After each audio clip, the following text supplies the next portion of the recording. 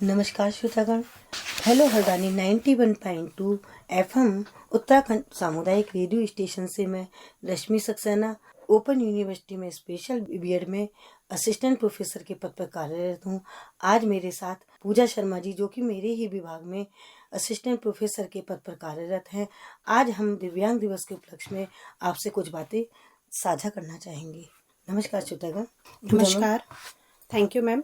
हर वर्ष 3 दिसंबर को विश्व भर में विश्व विकलांगता दिवस या international day of person with disability मनाया जाता है। इस दिन का उद्देश्य समाज में विकलांग व्यक्तियों के अधिकारों, उनकी समस्याओं और उनके योगदान के प्रति जागरूकता को बढ़ाना है। मैम, जो आपने अभी बताया कि हम दिव्यांग दिवस मनाते हैं, जी मैम, तो ये किस उद्देश्य से मनाया जाता है मैम? जी बिल्कुल मैम।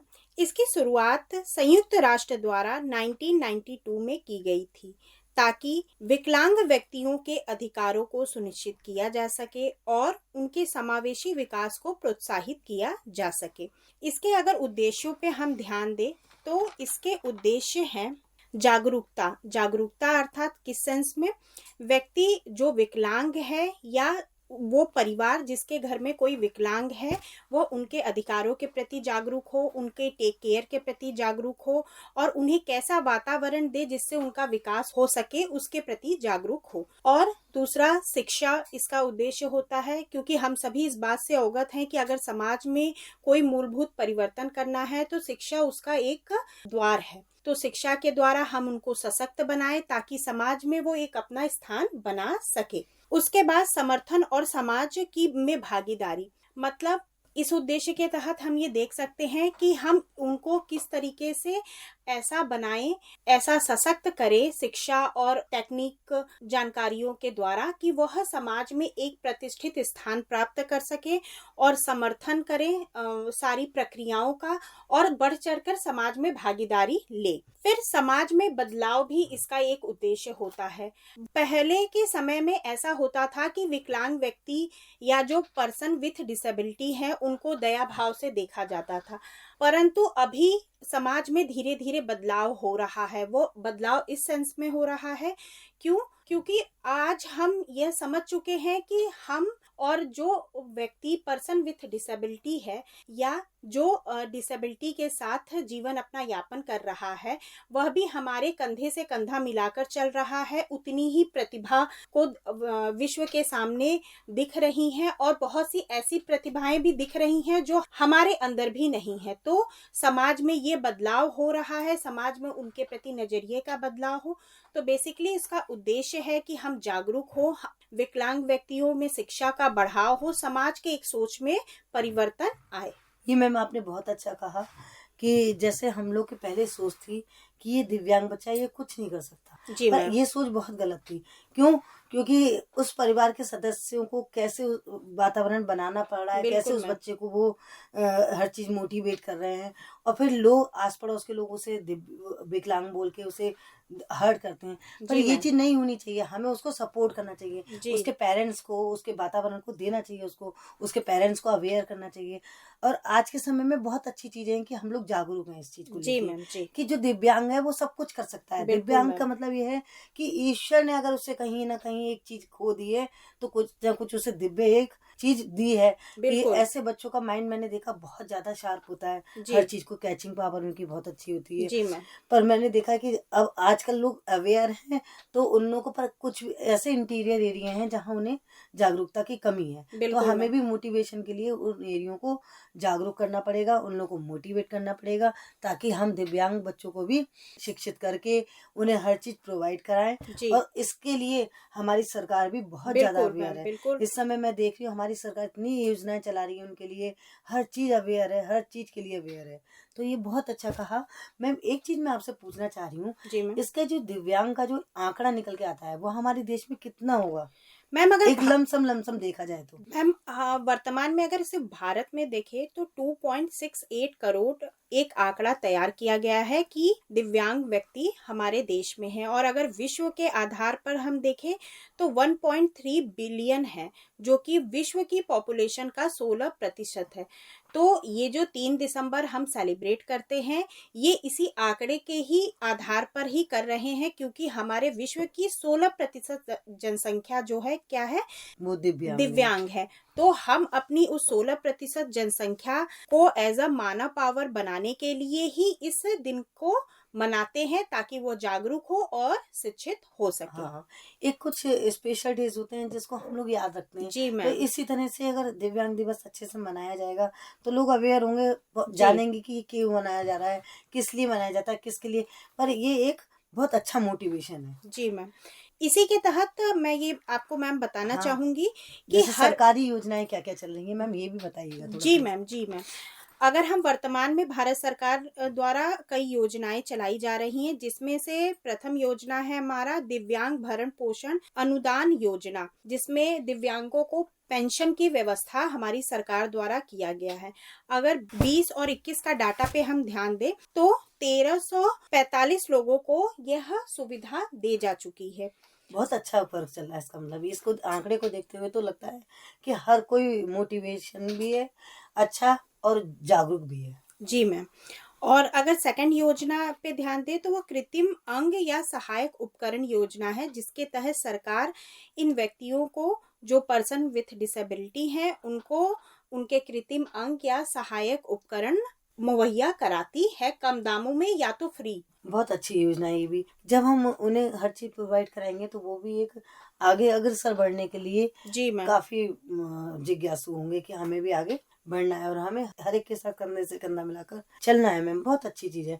पर ये जो योजनाएं हैं ये गवर्नमेंट के द्वारा जो चलाई जा रही हैं बहुत अच्छी हैं दिव्यांग के बिल्कुल लिए। मैम, बिल्कुल। और अगर तीसरी योजना पे हम ध्यान दें तो दुकान निर्माण या संचालन ऋण योजना है। इसके तहत दिव्यांग व्यक्ति या तो एक दुकान खोल हाँ सकते अपना हैं एक, या तो हाँ किसी एक कार्य अपना के लिए ऋण रोजगार कर योजना सकते है। हैं। हाँ बिल्कुल मैम, ये उनको सशक्त बनाने के लिए, इकोनॉमिकली पावर देने के लिए हाँ एक सरकार द्वारा ये योजना बहुत चलाई बढ़िया गई। योजना है, क्योंकि जब रोजगार होगा तो हमारा भी आगे देश बढ़ेगा, जी प्रगति करेगा। जी। एक क्योंकि मैम विकासशील अगर देश में हाथ में आपके मनी पावर रहेगा तो कॉन्फिडेंस वैसे ही बूस्ट अप वैसे हो ही जाता बूस्टअप है। हो जाता है। तो सरकार की ये सोच के साथ ये योजनाएं चलाई गई कि ताकि दिव्यांग व्यक्ति एक अपने आप को मजबूत, आर्थिक रूप से मजबूत समझ मजबूत सके। समझ सके जी और मैम। आगे बढ़ने के लिए अग्रसर भी होगा वो। बिल्कुल मैम, बिल्कुल।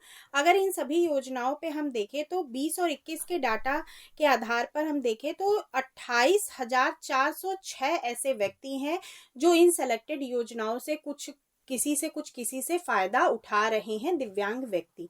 मैम मैं आपको बताना चाहूंगी कि हर वर्ष संयुक्त राष्ट्र द्वारा एक थीम निर्धारित की जाती है। अच्छा तो इस वर्ष भी थीम एक निर्धारित की गई है, एम्प्लीफाइंग the leadership of person with disability for an inclusive and sustainable future. Ma'am अगर इस हम स्लोगन पे ध्यान देंगे या जो हमारी थीम है जिसके तो आधार पर वह पूरा वर्ष कार्य करते हैं, तो यह जो हमारा स्लोगन है ये हमें बता रहा है कि यह पूरे वर्ष इस चीज पे काम करेंगे कि जो पर्सन विथ डिसेबिलिटी है हम उनको कैसे इंक्लूसिव एजुकेशन हाँ एजुकेशन और इंक्लूसिव विकास करें कैसे और करें, उनका डेवलपमेंट विकास कैसे हो। इस तरीके से हो जो सतत रहे, मतलब हाँ सस्टेनेबल रहे, कंटिन्यूअस चलता रहे। हाँ, ये है कि उस चीज से वो मोटिवेट होके जागरूक हो सके और बिल्कुल आगे बढ़ने के लिए अपने को बिल्कुल कॉन्फिडेंस के साथ आगे बढ़े, बिल्कुल आत्मविश्वास के साथ आगे बढ़े बिल्कुल वो। मैम, बिल्कुल। बहुत अच्छा है, ये बहुत अच्छी योजनाएं चला रही है सरकार।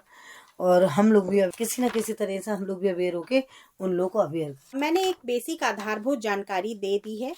मैं चाहूंगी कि आप कुछ ऐसे सफल व्यक्ति जो पर्सन विथ डिसेबिलिटी हैं उनके बारे में बताएं और हमारे श्रोतागणों को मोटिवेट करें कि हमारे पास अगर कोई चीज की कमी है या किसी अंग की कमी है या किसी चीज की भी कमी है, लेकिन वह हमारी सफलता के श्रेणी में बाधा नहीं बन सकता है।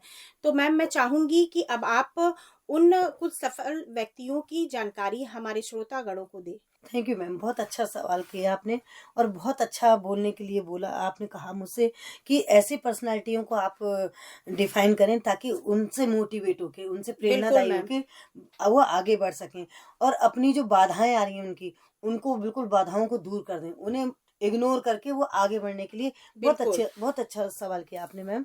और मैं इससे रिलेटेड आपको बताती हूँ कि हमारे देश में एक इरा सिंघल एक IAS अधिकारी हैं जिन्होंने 2014 में पूरे देश में पहला स्थान प्राप्त किया था इस उसमें। जी मैम। और उनका जन्म 31 अगस्त 1983 को मेरठ में हुआ था। कंप्यूटर साइंस में वो स्नातक करने के बाद उन्होंने फैकल्टी ऑफ मैनेजमेंट में स्टडीज की कि दिल्ली विश्वविद्यालय से मार्केटिंग और फाइनेंस में MBA की डिग्री हासिल की उन्होंने। पर देखिए आप, वो दिव्यांग होकर भी उन्होंने क्या अपने IAS की परीक्षा पास की। एक IAS की परीक्षा पास करना भी एक बहुत अपने आप में भारत की सर्वश्रेष्ठ परीक्षा है और उसके लिए कितना प्रयास करता है व्यक्ति। पर उन्होंने अपने दिव्यांग उन्हें अपनी बात ना देते हुए उनका एक उद्देश्य था कि मुझे इसके लिए अपने को प्रिपेयर करना है और हर बाधा से हटकर मुझे अपने आप को प्रिपेयर करना है, मोटिवेट होना है। और दूसरी बात कि मैं दूसरों के लिए भी प्रेरणादायी बिल्कुल बहुत अच्छा मुझे लगा कि जब मैंने पढ़ा और सुना, बहुत अच्छा लगा कि इरा सिंघल एक लेडी होके भी उन्होंने IAS अधिकारी बनने की कोशिश की और इस फील्ड में। और दूसरे मैंने डॉक्टर सुरेश जी के बारे में सुना है। डॉक्टर सुरेश H अडवाणी भारत के एक प्रतिष्ठित कैंसर विशेषज्ञ हैं जिन्हें भारत में हेमेटोपोएटिक स्टेम सेल प्रत्यारोपण आरंभ करने का श्रेय दिया जाता है। ये सुरेश जी जो हैं एक कैंसर के जाने माने बहुत ही विख्यात डॉक्टर हैं जिन्होंने कैंसर का इलाज किया। और ये जो हेमेटोपोएटिक स्टेम सेल प्रत्यारोपण आरंभ करने का जो श्रेय दिया जाता है वो उन्हें दिया जाता है। उन्होंने इस पे रिसर्च करा, इस पे रिसर्च करके जब वर्क किया उन्होंने तो वो उसमें सफल हुए।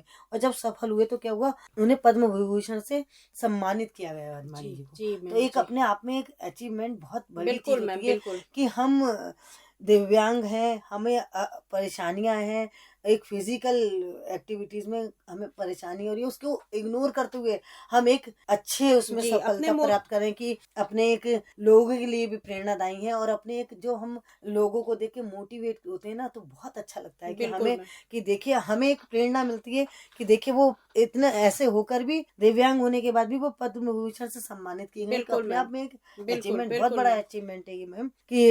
और सुरेश अडवाणी जी को 8 वर्ष की उम्र में पोलियो हो गया था और उन्होंने मुंबई के ग्रांट मेडिकल कॉलेज से MBA करा। उसके बाद देखिए आप पोलियो से ग्रस्त होके एक अपनी एज को पार क्रॉस करके अपनी एक एज को, जो शिक्षा वाली एज होती है, जो एक यंग एज होती है, जो बाल्यावस्था से लेकर और एक अच्छे शिक्षित होने के बाद भी उन्होंने शिक्षा ग्रहण करने के लिए अपने आप को, पोलियो था जो उन्हें, उसको इन्होंने इग्नोर किया और उन्होंने क्या लोगों के लिए प्रेरणादायी तो है जी मैम। और काम भी किया किस पे, कैंसर जैसे बड़ी बीमारी पर। और उसके लिए उन्होंने मुंबई के ग्रांट मेडिकल कॉलेज में MBBS और MD की डिग्री हासिल की। अपने आप में एक बहुत अच्छा अचीवमेंट है मैम। इन्हें मेडिकल काउंसिल ऑफ इंडिया 2005 द्वारा डॉक्टर BC राय राष्ट्रीय पुरस्कार से भी सम्मानित किया गया मैम। देखिए इनके लिए कितने बड़े बड़े अचीवमेंट हैं कि इन्होंने, एक तो इन्होंने पद्म विभूषण से सम्मानित किए गए, दूसरा इन्होंने मेडिकल काउंसिल ऑफ इंडिया 2005 द्वारा डॉक्टर BC राय राष्ट्रीय पुरस्कार से भी पुरस्कृत किया गया। एक अपने में भाई लोगों के लिए है मैम, प्रेरणा के स्रोत हैं और लोगों को मोटिवेशन मिलता है इससे। ऐसे लोगों को सुनकर देखकर बहुत मोटिवेट होते हैं लोग। इसी तरह अरुणिमा सिन्हा थी, ये पहली महिला थी मैम जिन्होंने पैर कटे होने के बावजूद माउंट एवरेस्ट पर सफलतापूर्वक चढ़ाई की। अब आप देखिए जी मैम जी, कैसी कैसी हस्तियां हमारे देश में पड़ी हुई है जी, जो हमारे लिए प्रेरणादायी है। बिल्कुल मैम। तो हमें भी बच्चों को, अपने बच्चों को भी और जिन्हें हम पढ़ाते हैं उन बच्चों को भी जी मैम शिक्षित करके इनकी जो प्रेरणा है इन लोगों की वो हमें बतानी चाहिए कि ऐसे ऐसे लोग भी हैं हमारे देश में कि जो इतने सब कुछ होने के बाद भी इतनी अचीवमेंट प्राप्त किए जी मैम जी। अचीव करना कोई सरल काम नहीं होता। बिल्कुल मैम, माउंट एवरेस्ट पे चढ़ना और वो भी पैर कटे होने के बाद। बिल्कुल मैम, हम ये समझ सकते हैं कि इन्होंने बहुत सारी कठिनाइयों का सामना किया होगा, लेकिन उनको सामना करते हुए बस उनको अपना गोल दिखा, एक एम्स था उनका, एक गोल था कि मुझे ये करना है। और आज ये कई लोगों की रोल मॉडल भी बनी है, रोल मॉडल बनी हुई है। और इनका जन्म हुआ था 20 जुलाई 1988 को। इनकी रुचि खेलों में थी और ये राष्ट्रीय स्तर की वॉलीबॉल खिलाड़ी भी बनी। अच्छा जी मैम। 12 अप्रैल 2011 को अरुणिमा ट्रेन से कहीं जा रही थी। यात्रा के दौरान कुछ लुटेरों ने उनको बैग और सोने की चैन छीनने के चक्कर में उन्हें ट्रेन से धक्का दे दिया। बताइए मैम, ऐसे लोग भी हैं फिर भी वो प्रेरणा, उनकी ऐसे लोगों को इग्नोर करके भी उन्होंने बिल्कुल मैम बिल्कुल आपको इतना अचीव प्राप्त किया उन्होंने। और उनको ट्रेन से जब धक्का दिया तो बाद में उनके बाएं पैर को काटना पड़ गया, क्योंकि जब वो गिरी होंगी तो उनके पैर को काटना पड़ गया। और 21 मई 2013 को प्रातः 10:55 पर वो माउंट एवरेस्ट के शिखर पर पहुंची और उसके बाद वो पद्मश्री से सम्मानित की गई। फिर उन्हें Tenzing Norgay Nations adventure award होता है जो उन्हें 2016 में मिला। जी। और उन्हें फर्स्ट लेडी के अवार्ड से 2018 में नवाजा गया। तो एक अपने आप में एक सशक्त महिला का उदाहरण है। बिल्कुल मैम, बिल्कुल बहुत अच्छा। हर लड़की के लिए भी ये प्रेरणा, हर बच्चे के लिए ये प्रेरणादायी है। जी मैम। इसी तरह एक नीरजा गोयल एक पैरा ओलंपिक बैडमिंटन खिलाड़ी हैं। नीरजा जी ऋषिकेश की एक होनहार बेटी हैं। इन्होंने थ्रिलर जोन सोसाइटी की ओर से आयोजित मैराथन साइनोटिक इन मानसून रन अगेंस्ट डक्के व्हील चेयर यूजर दिव्यांग खिलाड़ी वर्ष में प्रथम स्थान हासिल किया। ये देखिए, आप व्हील चेयर पे चलती हैं। ये हमारे यहाँ ओपन यूनिवर्सिटी में भी आज हमारे यहाँ 2023 में इंडक्शन प्रोग्राम रखा गया था 5 दिसंबर को। तो ये हमारे यहाँ आई थी, हम लोगों ने इन्हें सम्मानित किया था। ये सामाजिक कार्यों से भी अग्रसर हैं। दिल्ली के इंदिरा गांधी स्टेडियम में आयोजित अंतर्राष्ट्रीय 10 दिसंबर से 17 दिसंबर तक खेलो इंडिया पैरा गेम्स 2023 में नीरजा गोयल जी ने ब्रॉन्ज मेडल हासिल किया। इस आयोजन में देश के 1300 से अधिक पैरा खिलाड़ियों ने प्रतिभाग किया था, जिसमें नीरजा जी ने कांस्य मेडल हासिल किया। एक हम लोग के लिए बहुत ज्यादा प्रेरणादायी है। इसलिए प्रेरणादायी है कि अगर हम अपने बच्चों को इन्हें बताएंगे तो कुछ ना कुछ वो सीख। बिल्कुल मैम, ये एज अ टीचर भी अगर हम अपने बच्चों को बता रहे हैं कि अगर रोल मॉडल बनाना है तो कुछ ऐसे हस्तियों को आप रोल मॉडल बना सकते हैं जो कि अपनी जो भी मजबूरियां हैं उनको ध्यान न देते हुए सिर्फ अपने गोल पे काम किए और आज सबके लिए एक मिसाल है, उदाहरण स्थापित किए, प्रेरणा है ये। बिल्कुल मैम, बहुत अच्छा। इसी तरह एक ज्योति आमगे दुनिया की सबसे छोटी जीवित महिला है। ये बहुत हाइट में कम है, मैंने देखा है इनकी पिक्चर्स वगैरह। बहुत ज्योति आमगे एक दुनिया के सबसे छोटे कद में।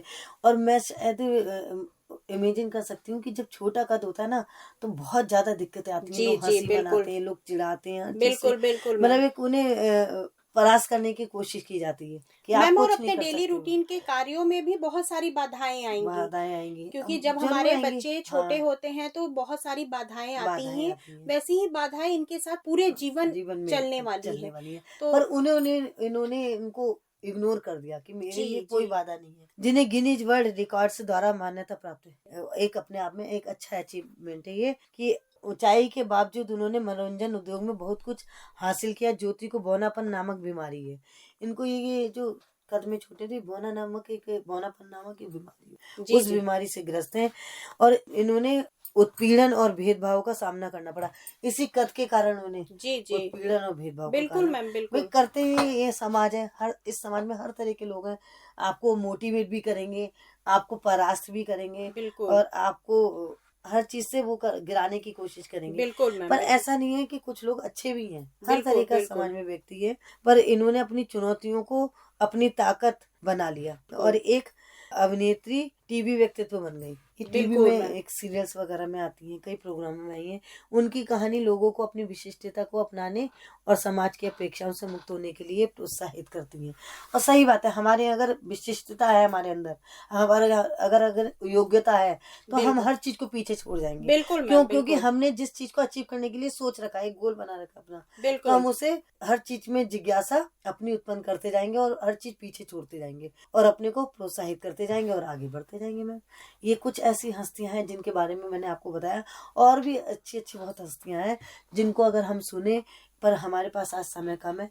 मैम, कुछ लोगों के बारे में आप भी बताइएगा। मैम बिल्कुल, इसी श्रेणी में अगर मुझे ध्यान आ रहा है एक कंचन माला पांडे जी के बारे में, जो कि मैम पूरी तरीके से ब्लाइंड है, मतलब उन्हें दिखाई नहीं देते, किंतु अपने साहस, संघर्ष और अटूट इच्छा शक्ति से देश के लिए एक अनमोल प्रेरणा बनकर दिखाया है उन्होंने। वह नागपुर, महाराष्ट्र की रहने वाली हैं। कंचन माला पांडे ने भारतीय पैरा तैराकी में वो मुकाम हासिल किया जो पाने की हर तैराक इच्छा रखता है।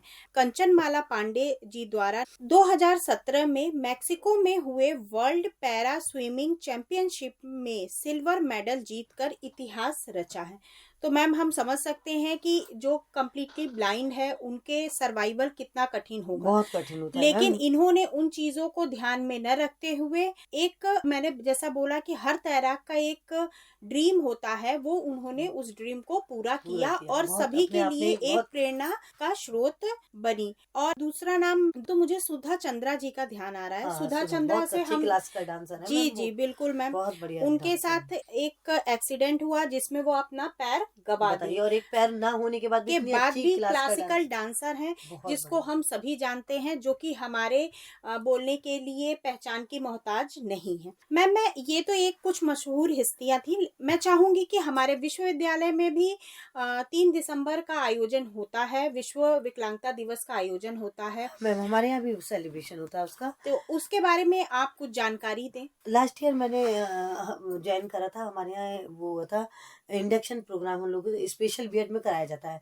उसी से रिलेटेड हम लोगों ने दिव्यांग दिवस के दिन रखा गया ताकि हमारे बच्चे आए, क्योंकि वो स्पेशल एजुकेटर बनने जा रहे हैं। जी तो मैम, जब जी जी स्पेशल एजुकेटर बनने जा जी रहे हैं, जी जी तो जिस विषय को हम पढ़ना चाहते हैं, जिसमें हम स्पेशलाइजेशन करना चाहते हैं, हमें उसके बारे में जानकारी होना बिल्कुल बहुत जरूरी है। बिल्कुल मैम। तो इसलिए हम लोगों की यूनिवर्सिटी में भी हमारे जो कोऑर्डिनेटर सिद्धार्थ सर जी हैं, उन्होंने बच्चों को बुलाया इंडक्शन के थ्रू, और उनको एक इस दिव्यांग दिवस के बारे में जानकारी दी, लोगों से मिलवाया, जैसे नीरजा गोयल आई थी हमारे, और बहुत सी ऐसी मनोज सरकार आए थे, बहुत सी ऐसी हस्तियां थी जिनसे मिलकर बच्चे बहुत प्रभावित हुए।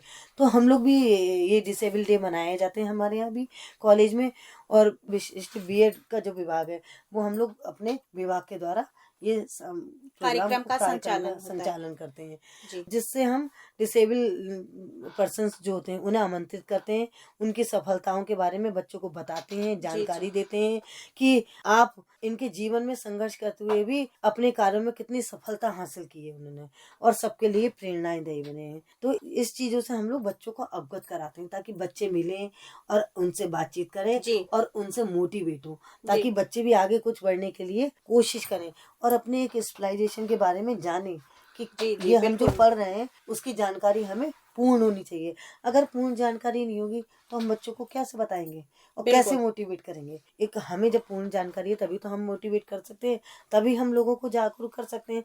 तो हम अपने समाज के लिए कुछ अच्छे कार्यों के द्वारा लोगों को जागरूक कर सकते हैं। इसी तरह के प्रोग्राम हमारे यूनिवर्सिटी में होते रहते हैं, जिससे हम लोगों को जागरूक करते हैं। और सबसे अच्छा हमारे यहाँ ये रेडियो टॉक जो है, बिल्कुल जिसे मैम श्रोतागण सुनते हैं, बिल्कुल इससे हम लोग बहुत जागरूक करने की कोशिश करते हैं, और शायद लोग सुन के हमारी चीजों को प्रभावित भी हो। प्रभावित होते बिल्कुल होंगे मैम और उसको आगे बढ़ने के लिए सोचते होंगे कि हमें भी इस तरह से आगे बढ़ना है। हमारी ओपन यूनिवर्सिटी दिव्यांग बच्चों के लिए एक स्पेशल एजुकेटर तैयार करती है। बिल्कुल मैम पूरे उत्तराखंड में जी हमारा एक ओपन यूनिवर्सिटी एक ऐसी यूनिवर्सिटी है जो स्पेशल एजुकेटर स्पेशल बीएड बिल्कुल मैम कराती है बिल्कुल और तैयार करती है, ताकि दिव्यांग बच्चों की शिक्षा प्राप्त कर सकें और वह भी अपने भविष्य को उज्जवल बना सकें। बिल्कुल तो ये मैम हम लोग की पूरी पूरी कोशिश रहती है ताकि हम लोग अपने बच्चों को कुछ सिखा सकें। कह रहे मैं दिव्यांग बच्चों के बारे में हमने जो स्पेशल एजुकेटर तैयार करते हैं, तो हम यही तैयार करते हैं कि जो स्कूलों में जो दिव्यांग बच्चे होते हैं तो इनको पढ़ाएं, इनको मोटिवेट करें, अच्छे शिक्षित बनाएं, जी और बिल्कुल इसी मैम शिक्षा के द्वारा हम लोग जागरूक करते जी हैं। और पूजा मैम जी, अब हम अपने इसी विषय को यहीं विराम देते हैं, पूर्ण जी विराम जी देते हैं बिल्कुल मैम। और श्रोतागणों से विदा लेते हैं। और श्रोतागण आप लोगों को नमस्कार। नमस्कार, पूजा मैम धन्यवाद। नमस्कार, धन्यवाद।